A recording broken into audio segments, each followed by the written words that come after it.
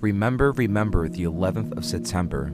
A man once said, "The men who create power make an indispensable contribution to the nation's greatness, but the men who question power make a contribution just as indispensable, especially when that questioning is disinterested, for they determine whether we use power or power uses us." So much has happened ever since 9/11 came and passed. Let's recap, shall we? Okay, on May 1st, 1776, a German philosopher and Jesuit-trained former priest who later became a professor of canon law by the name of Dr. Adam Weishaupt decided to establish the Bavarian Order of the Illuminati, which was originally called the Order Perfectibilis, simply because the Jesuit order was left in suppression due to the post-rejection of it. He was pretty pissed. So in turn, it motivated him to essentially infiltrate Freemasonry in all its components by way of creating a secret society within secret societies, all to perpetuate a global acceptance of world domination by abolishing every government, every tradition, and pretty much everything that consisted of the Christian faith, so he could then start eradicating the world of its laws, property, family, and morals. But that didn't pull through, or at least we thought. Little Adam and his wealthy followers enjoyed every second of his self-deluded utopian world for several more years until 1784 came and the Bavarian government banned and shut it down, or so we assumed. And definitely, after digging into some of his writings later on and feeling that they were too seditious, or should I say extremely unorthodox. So they closed down the order and banned this Freemasonic club forever, or so we thought. Funny how the Constitution of the United States was ratified and approved within its era on 4th. Read it. Awesome material. Couldn't live a day without it. So, wars were fought, contracts were made, revolutions were instigated and funded from both sides from the likes of the Rothschild banking cartel, and out of nowhere Freemasonry was gradually put back on the map, celebrating in secret to their Most High, the supreme architect of the universe. Most Freemasons in today's age refuse to acknowledge this fact. Guess it's what comes with the territory when you are kept ignorant to the idea, as Albert Pike states in Morals and Dogma. Crazy book. Read it entirely. Good luck. But the question still remains, who are the Illuminati? And who is the supreme architect of the universe? In one answer, the Illuminati are an extremely powerful select group of men from all levels of global influence around the world who work in the shadows of authority, consequently manifested through the occult practice of Freemasonry, which is an internal secret organization comprised of initiated newcomers, aspiring elite university grads, presidents, lawyers, judges, celebrities, professionals from all entertainment and academic practice, and wealthy billionaire men in key positions of political power who come from royal families such as the Rothschilds, the Reynolds, the Disneys, and many, many more. More wars came, new laws were passed, and more liberties were lifted contrary to what the United States Constitution allowed. But just don't take my word for it. Let's just fast forward. Abraham Lincoln proclaimed to stick by his guns, and he sure did. He wanted to allow every American to gain sovereignty and consequently abolish the monetary system and the way it was conducting itself at the time. But the elite weren't having it. So on April 14, 1865, he was assassinated on the spot. But corrupted history states otherwise. We love you all. On July the 2nd, 1881, President James Garfield was shot and assassinated, but we are led to believe that he died from blood poisoning due to the poor medical treatment. Yeah, right.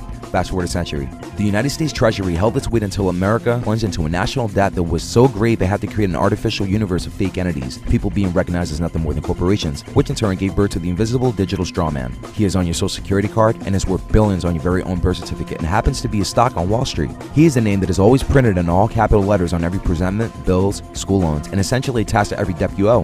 But you don't owe it, the strawman does. How funny. You were literally born into debt.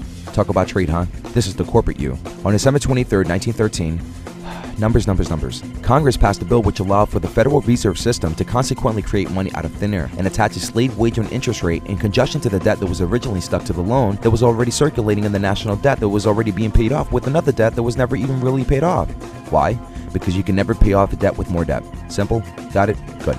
The American dollar, which was originally backed by gold and silver, was now backed by nothing. Literally nothing. Oh wait, it's backed by the American people. Wait, that doesn't make any sense. Oh yeah. The straw man. The Fed swept the US Treasury under the black carpet. Go figure. Now the American currency system is backed by nothing. On May 1st, 1933, talk about a coincidence. Pick it up a notch. On December 7th, 1941, 353 Japanese fighters, bombers, and torpedo planes in 2 waves came and devoured 8 U.S. Navy battleships, killing 2,402 Americans, and in this, the Pearl Harbor history is made. But not in the way the textbooks feed you. What am I talking about?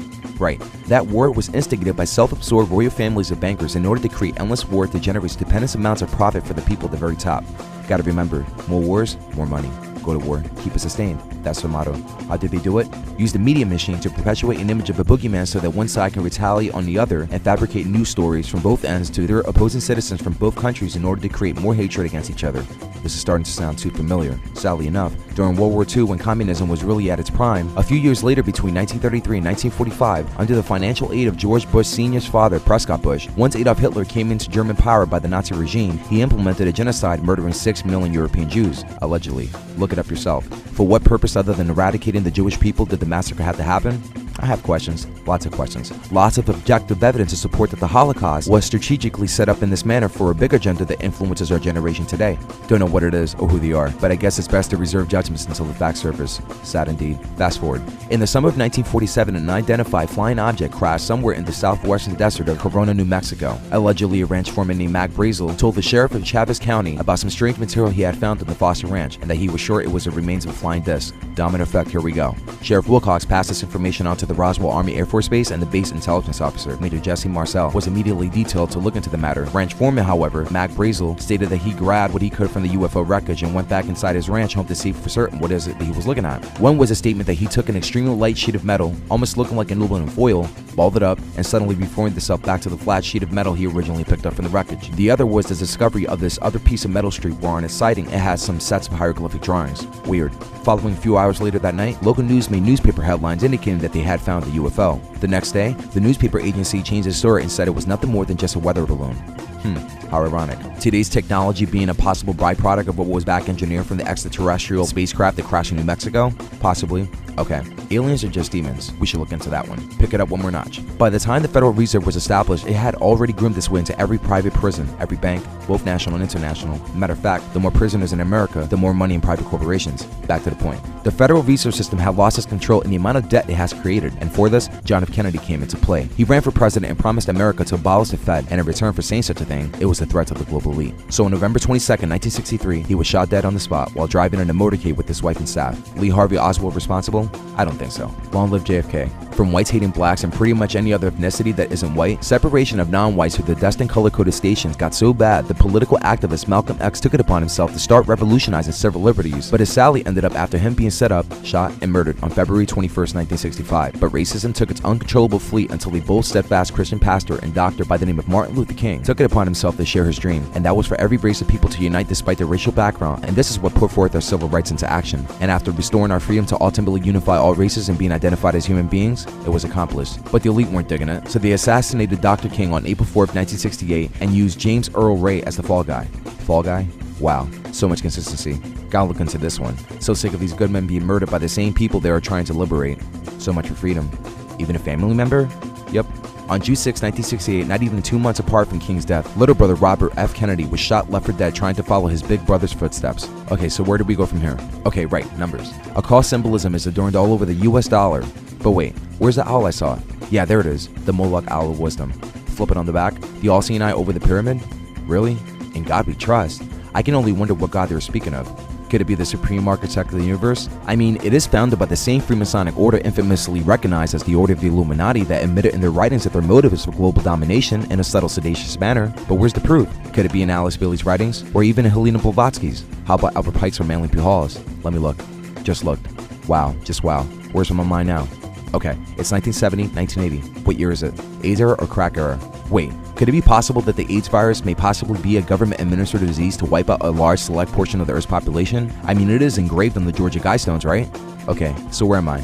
The good old 90s. God, the gas is so cheap right now. Wow, beepers, jumpers. Whoa, look at the cell phone. Okay, who's the president? Bill Clinton. What is this guy saying? New World Order. What does that mean? Okay, no more politics. Time to watch some cartoon. Wait, what is that? Huh? Looks like it's saying 9/11. Funny but odd. Have a book upstairs that I just bought from the Big Apple, but I'd rather just change the channel. Okay. Caution 9/11? Wow. Okay, so let me read this book. Quote, John Skillen was the head structural engineer for the World Trade Center. In a 1993 interview, Skillen stated that the towers were designed to withstand the impact and fires resulting from the collision of a large jetliner such as a Boeing 707 or a Douglas DC-8. Our analysis indicated that the biggest problem would be that the fact of all the fuel from the airplane would dump into the building. There would be a horrendous fire. A lot of people would be killed. The building structure would still be there. The buildings have been investigated and found to be safe in an assumed collision with the large jetliner, Boeing 707 DC-8, traveling at 600 miles per hour. Analysis indicates that such collision would result in only local damage which cannot cause collapse or substantial damage to the building and would not endanger the lives and safety of occupants not in the immediate area of impact. End quote. Pretty deep stuff. Good to know. I really need to read more. Okay, another doomsday, huh? Y2K, really? Wow, I'll just sit back and see myself. Wake up, big day today. Go to work. Finish work. Heading home and changing clothes. Head to the deli. Finish drinking. Needs to go bar hopping. It's already night? Happy New Year's. Love you too, Mom. Mom leaves.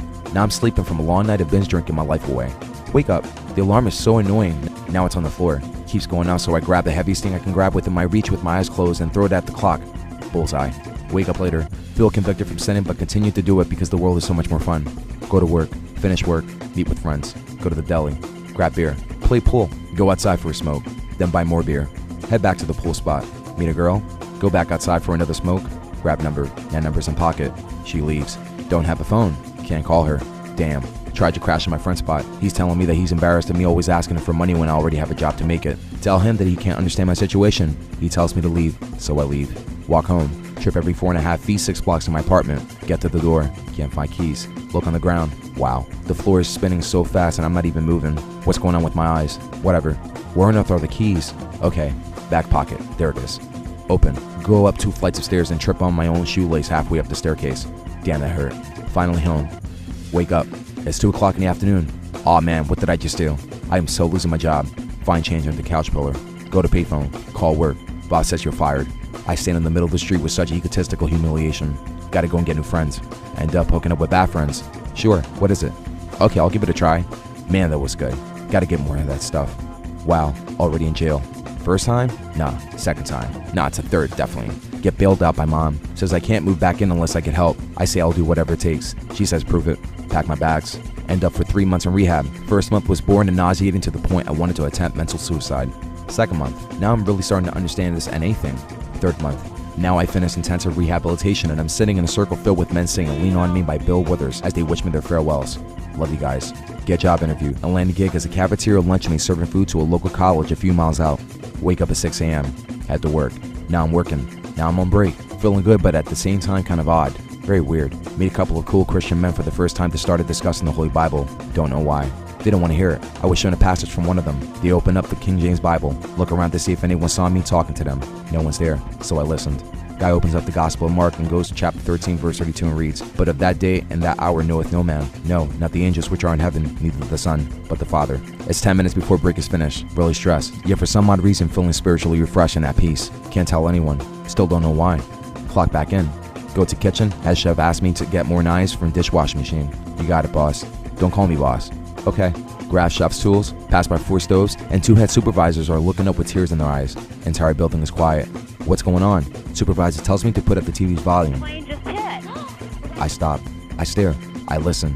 Replay. A commercial airplane slams into the World Trade Center Twin Towers. News keeps repeating the name Osama bin Laden every 3 minutes. It's getting annoying. Doesn't make sense at all. The other towers already in flames? What on earth is going on? It's a terrorist attack. Osama bin Laden? Responsible? 19 hijackers? Box cutters? What the heck? Al-Qaeda? Screens of images visually perpetuating everything that I learned, but on a subconscious level? Wow, this stuff doesn't add up. Well, let's just wait till the New York Fire Department rings everything out. I'm pretty sure everything will be alright. Go back to work. Go right back into the kitchen. Now the TV is showing everyone on the streets in ashes. Heartbreak sets in. Now tears are falling rampant from my face. Now the building is falling like a deck of cards. One subconscious assumption, controlled demolition. But I couldn't tell any different. Or did I? Finished work. Heading home. Now families from all walks of life are standing and sitting in the middle of the streets crying, hugging, fighting, shouting, calling their kids, calling their fathers, their mothers, their cousins, their aunts, their uncles, literally their entire family. Can't speak, refuse to speak with anyone. Watch TV, watch more TV, and more TV. Then get a call from work saying that the work is going to shut down its company for a week until Homeland Security gives them the green light to open back up. Something wasn't adding up. Go back upstairs and start reading the last page from where I left off in the WTC manifesto. Done reading. Go back online and look further. Go to a website that explores much more of what the WTC manifesto in light of the people who happen to be specialists in this matter. Go to the website. It reads, quote, a white paper released on February 3rd, 1964 states that the Twin Towers could have withstood impacts of jetliners traveling 600 miles per hour, a speed greater than the impact speed of the either jetliner used on 9/11, end quote. Thought to myself, how could a high-end commercial skyscraper building that was intentionally designed to easily withstand the tremendous impact of any terroristic jetliner crash into it, then fall crumbling at free fall speed into its own footprint when the jet fuel was already evaporated from the initial fireball explosion from the plane's point of contact with the building? First connection, I guess. No, the second. World Trade Center Building 7 gets demolished to the floor? Must have been the fire burst from the initial Twin Tower explosion making its way into Building 7. Wait, there's another attack? Another plane gets hijacked and crashes somewhere in Pennsylvania? Another plane crashes into the Pentagon building in Washington, D.C.? This looks like something out of a movie. Wake up, go to work, and all I can think about over and over is if those planes that hit those towers were by chance military drones. Didn't see any windows on it, or did I? Man, I'm tired. Went home. Wake up, go to work. And again home. Months go by. TV is on. On break. TV news lady says that the U.S. Department of Defense with Homeland Security has published a book called the 9/11 Commission Report in which details everything that happened. Gotta go at it. Finish work. Go home. Take shower. Order the book. Work. 8 days go by. Open up mailbox. There it is. Go upstairs. Start reading. No mention of Building 7. This is not adding up. Live life. Years go by. Abandon TV and look for other dependable sources of real-time information in my spare time. Spare time now becomes every time.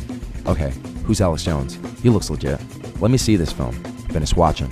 Wow, now it finally all makes sense. Oh no, I gotta back off this AJ dude. He looks like he's in it for the money. Wow, too much ranting. Where's this cat getting his information? Never mind. No, you know what? I do mind. Why is it that men like Ken Hovind, Fritz Springmeier, and every other influential Christian activist who reveals this information is silenced? Yet here we have a syndicated radio host making millions claiming to be a devout Christian, meanwhile supporting the likes of New Agers such as David Icke among many others and revealing the very same plans of the global elite on a massive scale. Let's back off of this for a while.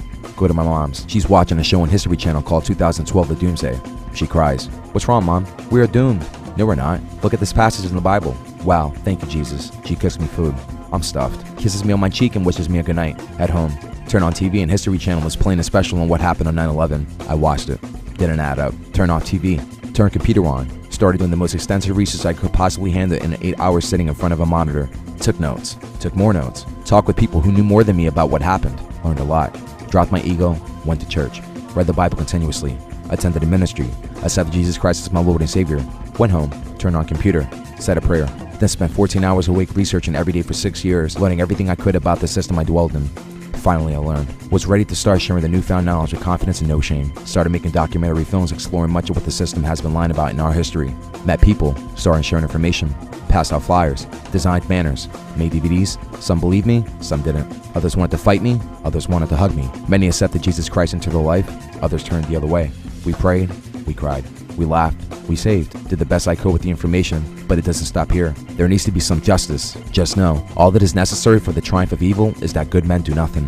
People need to wake up and repent. Will you?